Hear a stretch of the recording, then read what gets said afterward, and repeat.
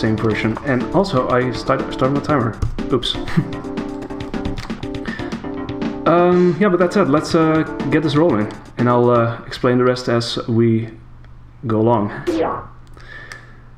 Right, safe trip, everybody. Here we go. So the timer starts as soon as the samurai materializes from this orb. There we go. So our goal is to collect these mystic runes, of which I just picked one up. And oh, this is not off to a great start. Oh no, my sword! And it also holds the catchphrase, "Oh no, my sword," as you may have heard just now. And I haven't been intending on starting it that early, but we'll live. So I'm gonna be grabbing these orbs in order to get myself some force energy back. So I've just picked up the bell, which I will be using here. Those are needed to make progress in the levels, and I'll be using the rune symbols that I mentioned in order to get to the boss at the end of each level. Yeah, it's very Amiga. I think it actually borrows some of the sounds that many Amiga games have, I believe. Right, here's another rune here. Okay, speaking of sound effects, there are gonna be quite a few examples of this. Get ready for the sound effect, hallelujah. I want everybody to go wild about hallelujah. Right. So these bells, they do all kinds of things really. So they extinguish fires, they make platforms appear, stuff like that. So as I'll be jumping over here, I'll be picking up an item, which is this spiky item, which sometimes is called a flying helper, I think. Basically the thing is it protects you from enemies in a certain way, and like if you do not die during the entire run or during the entire game, they get to keep it, but if you die you will lose it, so I gotta watch out for that, I guess.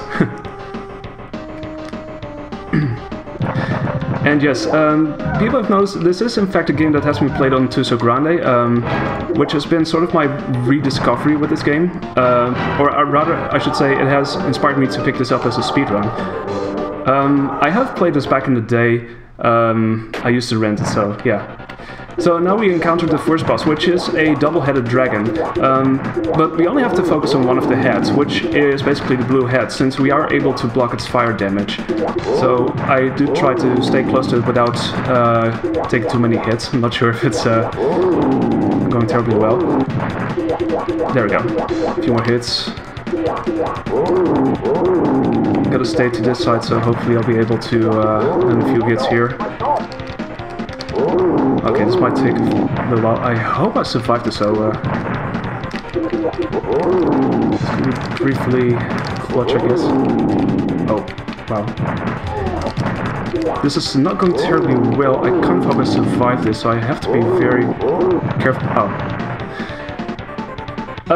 Yeah, so that's basically a restart. So basically, I can show that off right now too.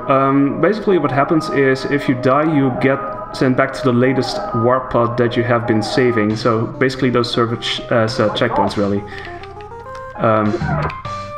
So yeah. I tend not to save, but I may have done so, but this is not usually the moment where I do die, so this was kind of surprising to me. But we shall keep on going.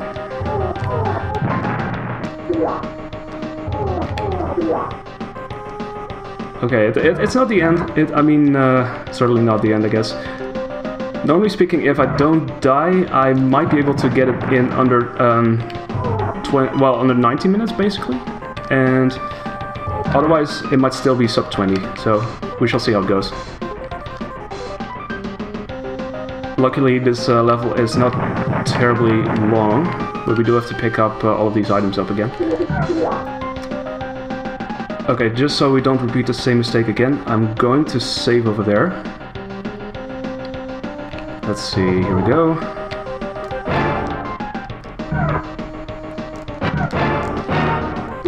Take this out of the way. Yes. So this is how you save in this game. Basically, you have to sit in front of this pot and just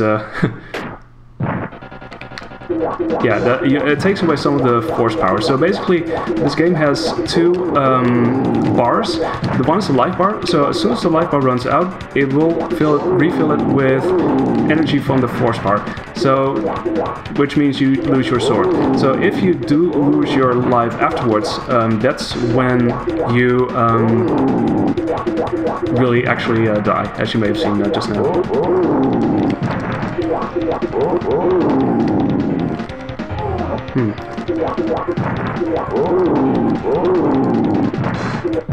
Okay, there we go. So that was the first boss. As you can see, I've been mainly focusing on one of the heads, and that took out the whole dragon for some reason. I'm not sure how that works, but...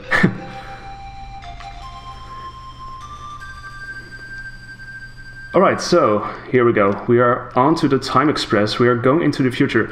So to give a bit of explanation about how the story goes, the samurai travels into the future seeking revenge against this so-called guy called the Demon King. What he did was he traveled into the past and took out the master, or actually killed the master of this samurai. So of course he wants revenge, and that's why we are traveling on this train right now. And here we encounter bats and everything. Right, we're approaching this energy field. So basically what I'm doing here is I'm using this bell and I'm sort of freezing them into their position so that I can very easily walk past them. They don't do a lot of damage, so unless I really have less damage or less health, I tend not to take them out. So right, now we go into this lower section here. We're going to use our sub-weapons here, and these are knives. There are three types of sub-weapons, those knives here, and axes and grenades. It seems like the knives are more common since I literally picked quite a few of them up in the first level. However, we do also encounter grenades at some points, and we have to, in order to really take out bosses quickly, we have to sort of use either damage boosts or yeah, either that or these knives or grenades. And yeah, you'll see soon enough how that works. We'll be making our way back. This seems to be going quite a bit better, it seems. Also, funny thing how that works, really. You see me throwing 3 knives now, so you would assume that this does quite a bit of damage. But as far as I've tested, it doesn't really seem to make much of a difference. And in fact, it seems like the axes really do more damage than the knives do. And again, it also depends on what enemies you're facing. We'll be seeing one boss where knives are not useful against at all, but they will be against others. Alright, prepare for more hallelujah, more food, awesome. I'll be picking up my final rune symbol here, and it almost brings us to the end of this level. So yeah, you might want to think this game has its qualities, I guess. It's kind of a quirky game, really. It's kind of a silly game, and yeah, I think that's one of the reasons why I've always been sort of drawn to this game. Okay, speaking of quirky and silly, we're now seeing damage boost the boss. Basically, I'm standing over here, just button mashing, hitting him, and done. So if you do this casually, you might want to be sort of scared by these spikes. I guess that's that he comes with, and yeah, it tends to take a little bit longer, but if you just do this and have enough health, then it's the easiest thing ever. Alright, we're going into Tokyo, and we're gonna party like it's 1999 all over again.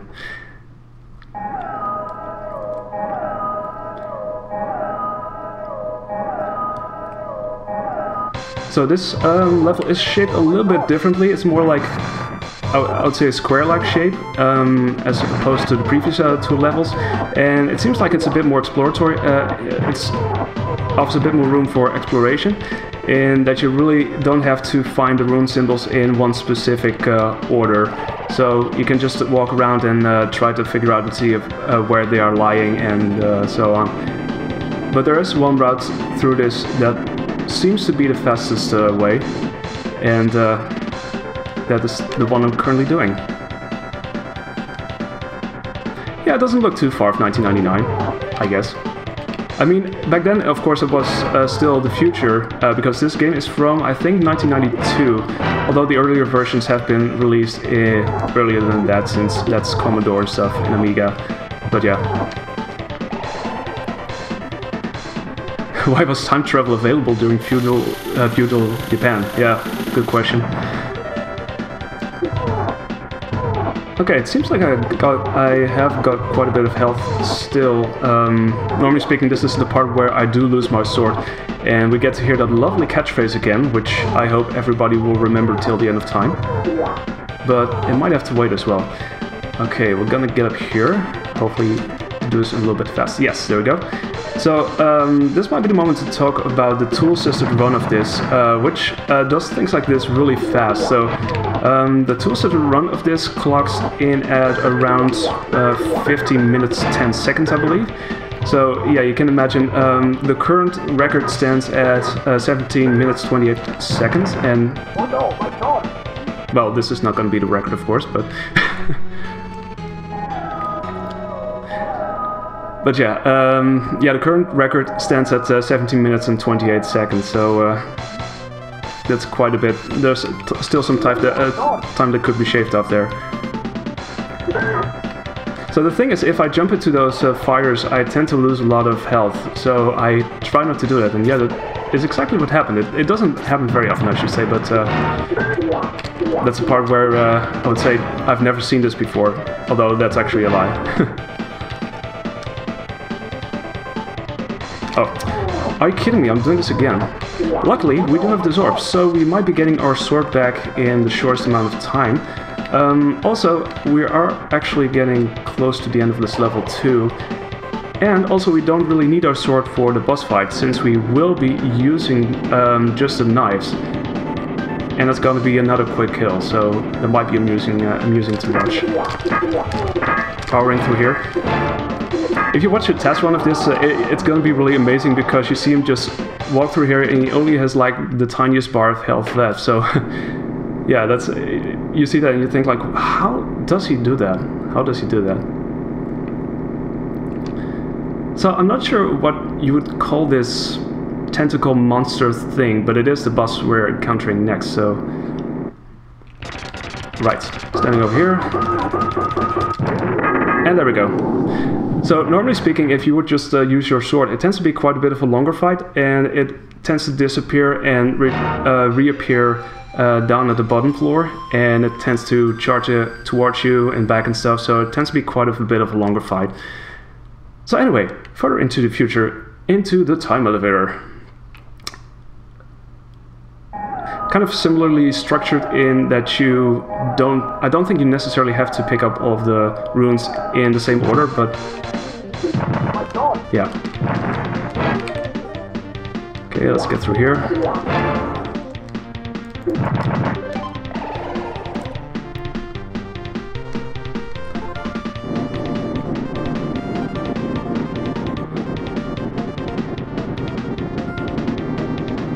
Alright.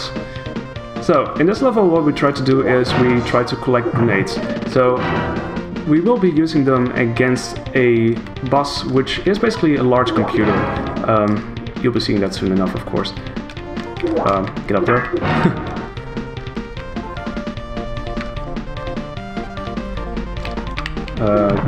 Yes. Boxes, please go away. I need the rune symbol. The slinkies of death. Yeah, the samurai has it all. He has knives, he has axes. Actually, I skipped over one of these axes, but I could have technically used them, and maybe they would have actually taken out the previous boss even faster, but anyway. Okay, for safety's sake, I will be... you know, I will be going over here. There we go. This used to be a part where I very often, most of the time, lost my sword really, so I'm glad that it hasn't really happened lately, because I will be using my sword in the first phase of the boss battle that's coming up here. Let's see, I got all of the rune symbols, which is great because I've had run attempts where I wound up forgetting one of the rune symbols and I had absolutely no idea what it was. So this computer, you see the body, I'll be attacking that first, these tape decks I guess. And after that is done, I'll be going up here and I'll be taking out the head, and that should be it. So again, if I didn't do it this way, it would have been quite a bit of a longer fight. Also, if I didn't have my sword, for instance. But yeah, it would have been... you see these, yeah, green, I don't know, circles or orbs or whatever, but those would have also attacked you, and grenades would have dropped out here. So anyway, this brings us to the final level, which is the Demon Palace, and here is where we ultimately will find the Demon King. And I might be saving here quite a few more times, because reasons. Also, this is by far the longest level of the game. I think it's twice as long as any other level in this game is. So, you see these, I call them satellite balls. I'm not sure what they really would be otherwise, but yeah. And I try to take them out because because I tend to do quite a bit of damage, but of course it's not the only enemy here that's doing that. Right, making sure I'm not jumping into the fire here.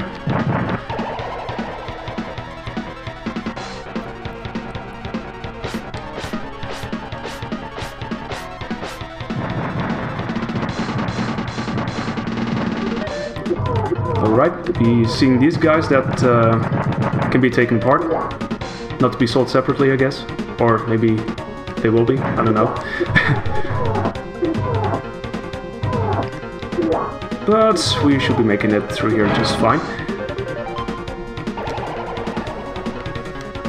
So when doing this previously, I used to think that this didn't really need any sub-weapons, but it turns out that the grenades are actually very effective in this next section, because it is able to take out most of the enemies with just one hit, like these guys and so on.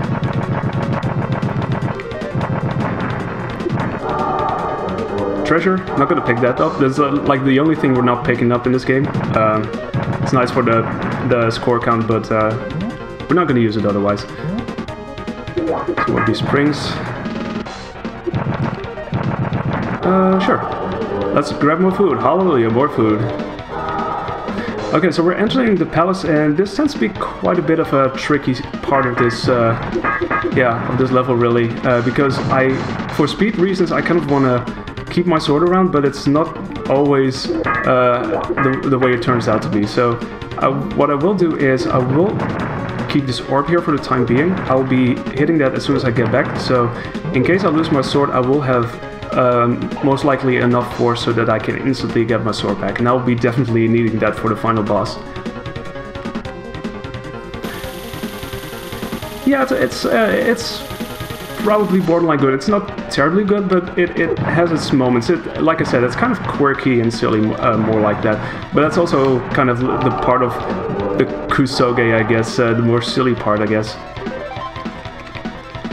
Right, should be going well. I actually have full health, so that's that's pretty cool. Okay, going up here.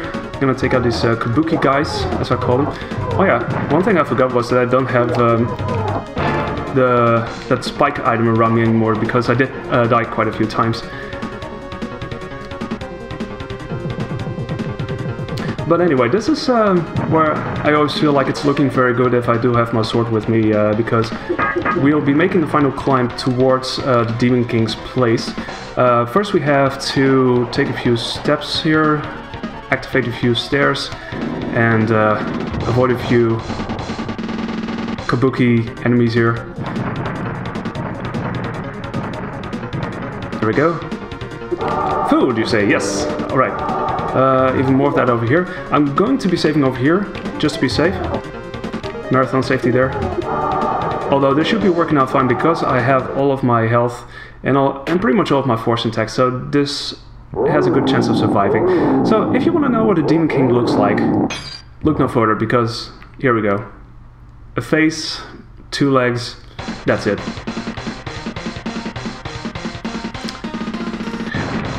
Also, it's able to take ties out to be sold separately. So this is why it's handy to have my sword here with this fight, because this first phase, if I just use my sword and attack him upwards, I can take him out in no time, and otherwise I have to jump up to do damage to him, and yeah.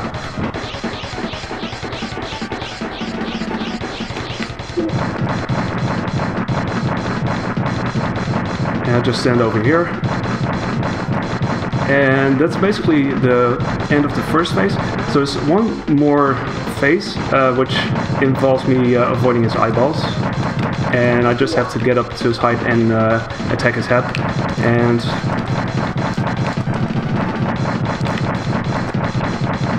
then afterwards it should be time. Or actually, there we go. And time is right now. Boom. Alright, so we have gotten our revenge on the Demon King. There you go. That was for Samurai.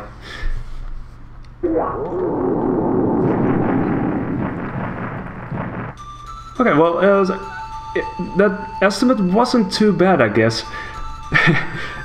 Normally speaking, I would have gotten sub 19, but I did die a few times, so at places where I didn't expect it, so yeah, this is what happened. But still underestimate, so I'm not...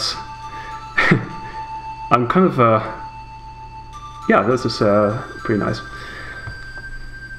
Within 8 seconds of estimate, yeah, I know. Right, and everyone lived happily ever after. So, let me tell you, there was a sequel for this, also released for the Amiga and also for the Genesis. It's very tellingly called The Second Samurai.